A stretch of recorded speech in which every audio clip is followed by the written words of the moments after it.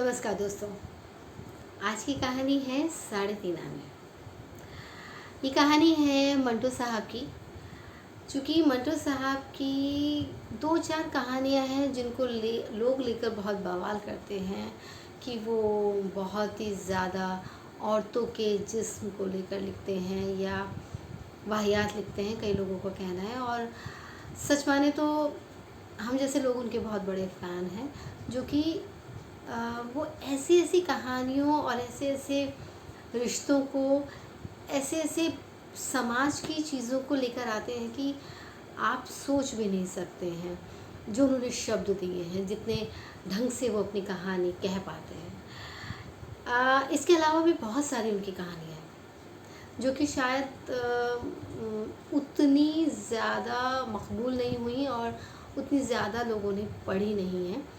तो उनमें से एक कहानी है साढ़े तीन आने, जो कि मुझे बहुत पसंद है। आप देखिएगा कि जो लोग क्रिटिसाइज़ करने वाले हैं वो ये जाने कि उनकी कहानियों में दर्द है, रिश्ते हैं, रिस्पेक्ट है। जो कि हम कहते हैं कि मंटू साहब बड़े बेबाक हुआ करते थे, पर मन से जो किसी की रिस्पेक्ट करते थे वो बात अलग ही थी। तो कहानी सुनते हैं साढ़े तीन आने। पर आगे बढ़ने से पहले मैं ज़रूर चाहूँगी कि आप मेरे चैनल को सब्सक्राइब कर लें और बताएं कि आपको कहानियाँ कैसी लग रही हैं और कैसी कहानियाँ सुनना चाहते हैं आप। ठीक है, वैसे तो मैं अपने मन की कहानियाँ सुनाती हूँ, मुझे अच्छा लगता है कुछ अलग से ढूंढ कर लाना कहानी, जैसे साढ़े तीन आने। मैंने कत्ल क्यों किया, एक इंसान के खून में अपने हाथ क्यों रंगे, ये एक लंबी दास्तान है। जब तक इसके तमाम अच्छे बुरे हालात से आपको आगाह नहीं करूँगा, आपको कुछ पता न चलेगा। मगर इस वक्त आप लोगों की गुफ्तगू का विषय जुर्म और सज़ा है, इंसान और जेल है। चूँकि मैं जेल में रह चुका हूँ, इसीलिए मेरी राय गलत नहीं हो सकती। मुझे मंटू साहब से पूरा इत्तेफाक है कि जेल अपराधी की गलती ठीक नहीं कर सकती, मगर ये हकीकत इतनी बार दोहराई जा चुकी है, इस पर जोर देने से आदमी को यूँ महसूस होता है कि जैसे वो किसी महफिल में 1000 बार सुनाया हुआ लतीफ़ा बयान कर रहा है। और ये हकीकत लतीफ़ा नहीं कि इस हकीकत को जानते पहचानते हुए भी हज़ारों जेल खाने मौजूद हैं, हथकड़ियाँ हैं और इंसानियत को नंगा करने वाली बेड़ियाँ हैं। मैं कानून का ये जेवर पहन चुका हूँ। ये कहकर रिजवी ने मेरी तरफ देखकर मुस्कुराया। उसके मोटे मोटे हबशियों जैसे होंठ अजीब अंदाज में फड़के, उसकी छोटी छोटी नशीली आंखें जो कातिल की आंखें लगती थीं चमकी। हम सब चौंक पड़े जब उसने एकाएक हमारी गुफ्तगू में हिस्सा लेना शुरू कर दिया। वो हमारे करीब कुर्सी पर बैठा क्रीम मिली हुई कॉफ़ी पी रहा था। जब उसने अपना परिचय कराया तो हम में तमाम घटनाएं याद आ गई जो कत्ल की वारदात से जुड़ी थी।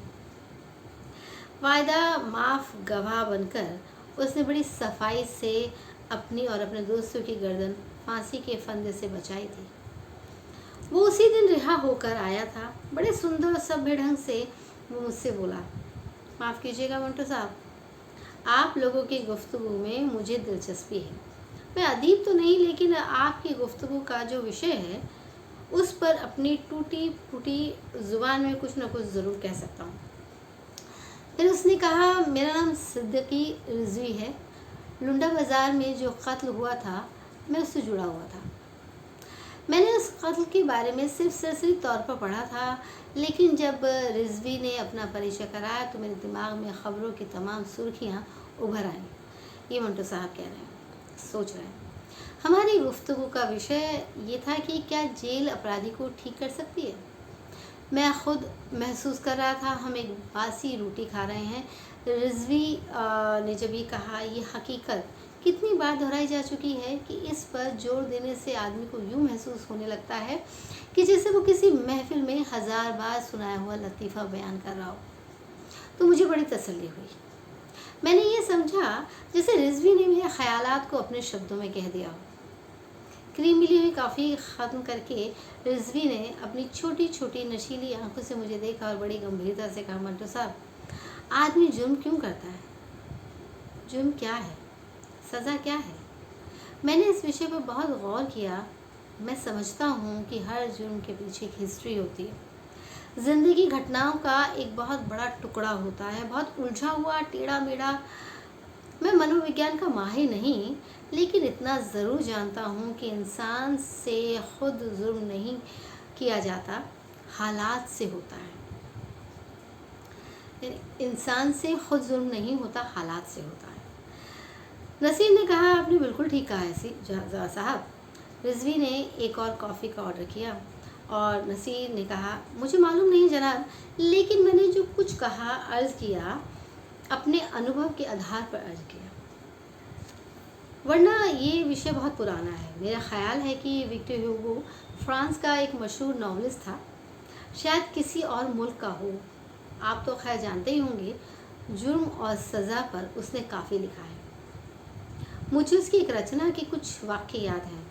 ये कहकर मुझसे बोला, मंटो साहब, शायद आप ही का तर्जुमा था वो, सीढ़ी उतार दो जो इंसान को जुर्म और गलत रास्ते की तरफ ले जाती है। लेकिन मैं सोचता हूँ कि वो सीढ़ी कौन सी है, उसके कितने जीने हैं। कुछ भी हो, ये सीढ़ी ज़रूर है, इसके जीने भी हैं, लेकिन जहाँ तक मैं समझता हूँ अनगिनत है। इनको गिनना ही सबसे अच्छी बात है मंटो साहब। हुकूमतें जनगणना करती हैं, हुकूमतें आंकड़े इकट्ठी करती हैं, हुकूमतें हर किस्म की गणना करती हैं। इस सीढ़ी के जीनों की गणना क्यों नहीं करती?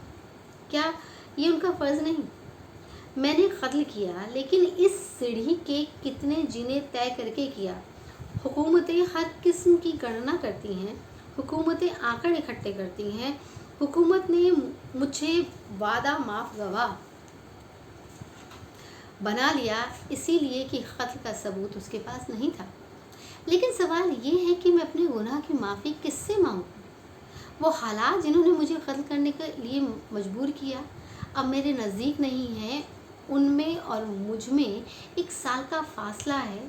मैं इस फैसले से माफ़ी मांगूं या उन हालात से जो बहुत दूर खड़े मुझे मुँह चिढ़ा रहे हैं? हम सब रिजवी की बातें बड़े गौर से सुन रहे थे।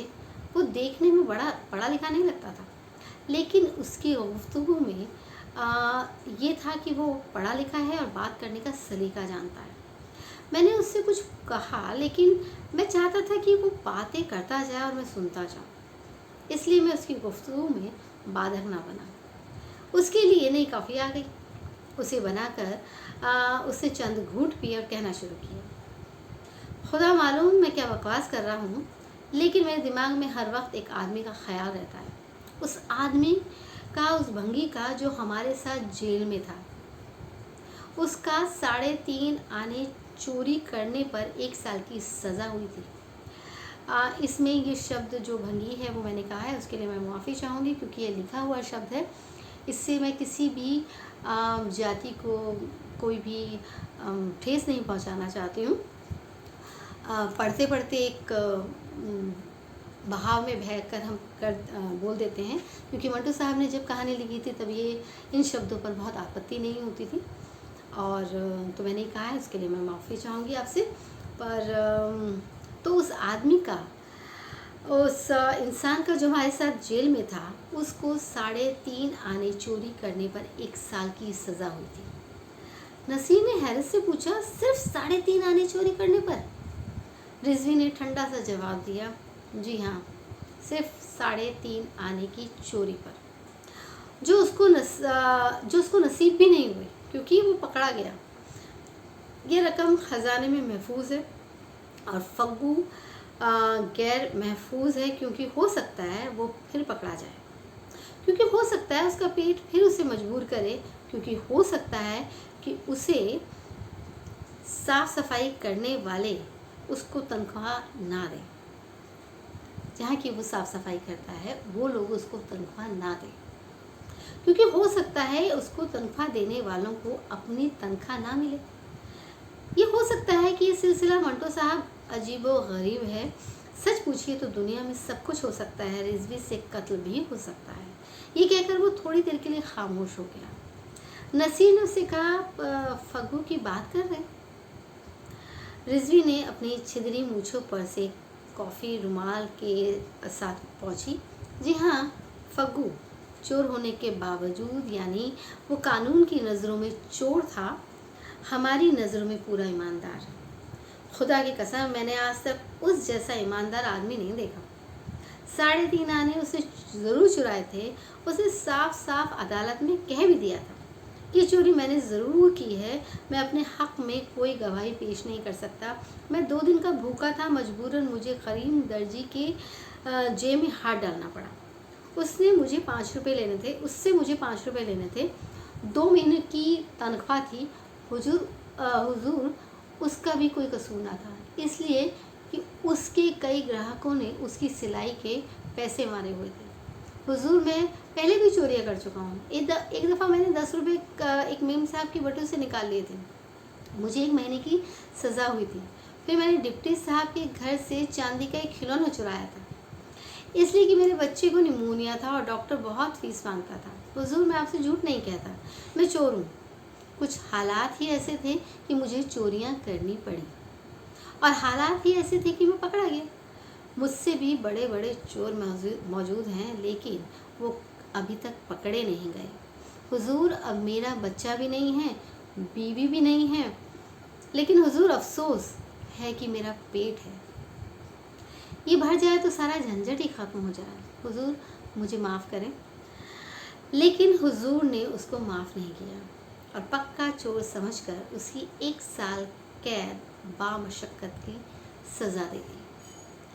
रिजवी बड़े बेतकल्लुफ़ अंदाज में बोल रहा था, उसमें कोई बनावट नहीं थी। ऐसा लगता था कि खुद ब खुद शब्द उसकी ज़ुबान पर आते और बहते चले जा रहे हैं। मैं बिल्कुल खामोश था, सिगरेट पर सिगरेट पी रहा था और उसकी बातें सुन रहा था। नसीर पर उससे बोला, आप फग्गू की ईमानदारी की बात कह रहे थे? जी हाँ, रिजवी ने जेब से बीड़ी निकाल कर सुलगाई। मैं नहीं जानता कानून की निगाहों में ईमानदार क्या चीज़ है, लेकिन मैं इतना जानता हूँ कि मैंने बड़ी ईमानदारी से कत्ल किया था और मेरा ख्याल था कि फग्गू ने बड़ी ईमानदारी से 3.5 आने चुराए थे। मेरी समझ में नहीं आता कि लोग ईमानदारी की सिर्फ अच्छी बातों से क्यों तुलना करते हैं। और सच पूछिए तो अब मैं ये सोचने लगा हूँ कि अच्छाई और बुराई है क्या। एक चीज़ आपके लिए अच्छी हो सकती है और मेरे लिए बुरी। एक सोसाइटी में एक चीज़ अच्छी समझी जा सकती है और दूसरे के लिए बुरी। हमारे मुसलमानों में बगलों के बाल बढ़ाना गुनाह समझा जाता है, लेकिन सिख उससे अलग है। अगर वो बाल बढ़ाना वाकई गुनाह है तो खुदा उनको सज़ा क्यों नहीं देता? अगर कोई खुदा है तो मेरी दरख्वास्त है कि खुदा के लिए इंसानों के कानून तुम तोड़ दो, उनकी बनाई हुई जेल ढा दो और आसमानों पर अपनी जेल खुद बनाओ।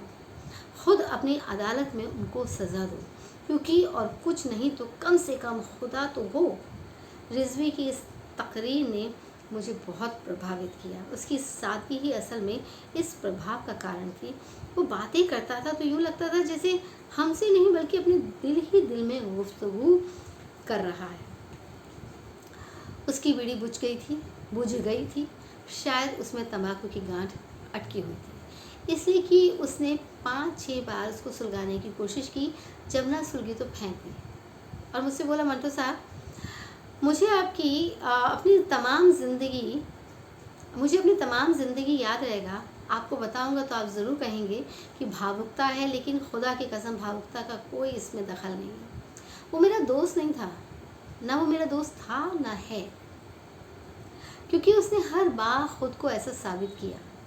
रिजवी ने जेब में से दूसरी बीड़ी निकाली, मगर वो टूटी हुई थी। मैंने उसे सिगरेट पेश की तो उसने कबूल कर ली। शुक्रिया मंटो साहब, माफ़ कीजिएगा मैंने इतनी बकवास की है, हालांकि मुझे नहीं करनी चाहिए, इसलिए कि माशाल्लाह मैंने उसकी बात काटी। रिजवी साहब, मैं इस वक्त मंटो नहीं, सिर्फ सादत हसन हूँ। आप अपनी गुफ्तगू जारी रखिए। मैं बड़ी दिलचस्पी से सुन रहा था उसकी बातें। रिजवी मुस्कुराया, उसकी छोटी छोटी नशीली आंखों में चमक पैदा हुई। आपकी बड़ी मेहरबानी। फिर वो नसीर से बोला, मैं क्या कह रहा था? मैंने उसे कहा फग्गू की ईमानदारी के बारे में कुछ कहना चाह रहे थे। जी हाँ, ये कहकर उसने मेरा पेश किया हुआ सिगरेट सुलगाया। मंटो साहब, कानून की नज़रों में वो आदि चोर है। बीड़ियों के लिए उसने एक बार 8 आने चुराए थे। बड़ी मुश्किलों से दीवार फांद कर जब उसने भागने की कोशिश की तो उसके टखने की हड्डी टूट गई। करीब करीब 1 साल तक इसका इलाज कराता रहा, मगर जब मेरे जैसे कसूर वाला दोस्त जर्जी 20 बीड़ियाँ अपनी मार्फत भेजता तो वो सबकी सब पुलिस की नज़रें बचा कर मेरे हवाले कर देता। वादा माफ, गवाहों की बड़ी से बड़ी और कड़ी निगरानी होती, लेकिन जर्जी ने फग्गू को अपना दोस्त और हमराज बना लिया था। वो जो भी था, लेकिन उसका स्वभाव बहुत खुशबूदार था। शुरू में जब वो जर्जी की बीड़ियाँ लेकर मेरे पास आया तो मैंने सोचा इस हरामजादे चोर ने ज़रूर इनमें से कुछ गायब करने होंगे, मगर बाद में मुझे मालूम हुआ वो बिल्कुल ईमानदार था। बीड़ी के लिए उसने 8 आने चुराते हुए अपने टखने की हड्डी तुड़वा ली थी, मगर यहाँ जेल में जहाँ उसको तंबाकू कहीं से भी नहीं मिल सकता था, वो जर्जी की दी हुई बीड़ियाँ सारी की सारी मेरे हवाले कर देता था, जैसे वो अमानत हो। फिर वो कुछ देर हिचकिचाने के बाद मुझसे कहता, बाबूजी 1 बीड़ी तो दीजिए ना, और मैं उसको सिर्फ 1 बीड़ी देता। इंसान भी कितना कमीना है ना।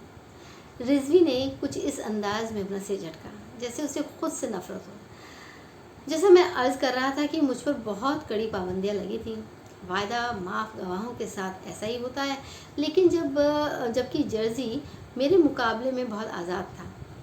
उसको रिश्वत दे दिलाकर बहुत सी सुविधाएं मिली हुई थी। कपड़े मिल जाते थे, साबुन मिल जाता था, बीड़ियाँ मिल जाती थी, जेल के अंदर रिश्वत देने के लिए रुपये भी मिल जाते थे। फग्गू की सज़ा ख़त्म होने में सिर्फ कुछ दिन बाकी रह गए थे जब उसने आखिरी बार जर्जी की दी हुई 20 बीड़ियाँ मुझे लाकर दी। मैंने उसका शुक्रिया अदा किया। वो जेल से निकलने पर खुश नहीं था। मैंने जब उसको मुबारक कहा तो बिल्कुल ऐसे ही जैसे एक भूखे इंसान को खाना ही पड़ता है, उसकी शक्ल वैसी थी।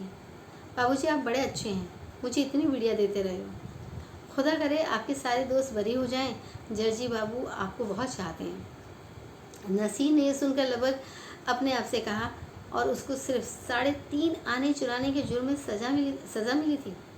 रिजवी ने गर्म कॉफ़ी का एक घूंट पीकर ठंडे अंदाज में कहा, जी हाँ, सिर्फ 3.5 आने चुराने के जुर्म में, और वो भी खजाने में जमा है। खुदा मालूम उनसे किस पेट की आग बुझेगी।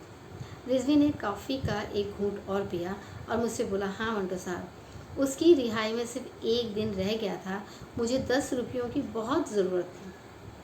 मैं अधिक विस्तार में नहीं जाना चाहता। ये रुपये एक सिलसिले में संतरी को रिश्वत के तौर पर देने थे। मैंने बड़ी मुश्किल से कागज़ पेंसिल लेकर जर्जी को एक खत लिखा और फग्गू के द्वारा उसे उस तक भिजवाया था। वो मुझे किसी न किसी तरह 10 रुपये भेजते। फग्गू अनपढ़ था। शाम को मुझसे मिला, जर्जी का रुपया उसने मुझे दिया। उसमें 10 रुपये का सुर्ख पाकिस्तानी नोट कैद था।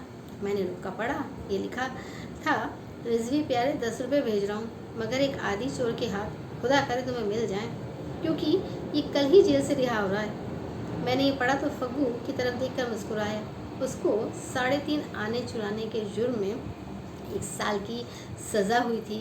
मैं सोचने लगा, अगर उसने 10 रुपये चुराए होते तो 3.5 आने के हर साल के हिसाब से उसकी सज़ा क्या होती। ये कहकर रिजवी ने कॉफ़ी का आखिरी घूंट पिया और रुखसत मांगे बगैर कॉफ़ी हाउस से बाहर चला गया। समझिए अपनी ये कहानी। जो व्यवस्था है उस पर एक तीखा व्यंग है और सच्चाई भी है कहीं ना कहीं। और मंटो साहब सच्ची बातें ही कहते थे, सच्ची कहानी ही कहते थे। इसकी उसकी बातों से समझी हुई बातों को वो इस तरह से उतार देते थे कि हमें वो कहानियाँ लगती थी और वो लोगों की ज़िंदगी का सच होती थी। तो ऐसे ही सुनते रहिए ये कहानियाँ और मेरे चैनल को सब्सक्राइब करते रहिए। खुश रहिए।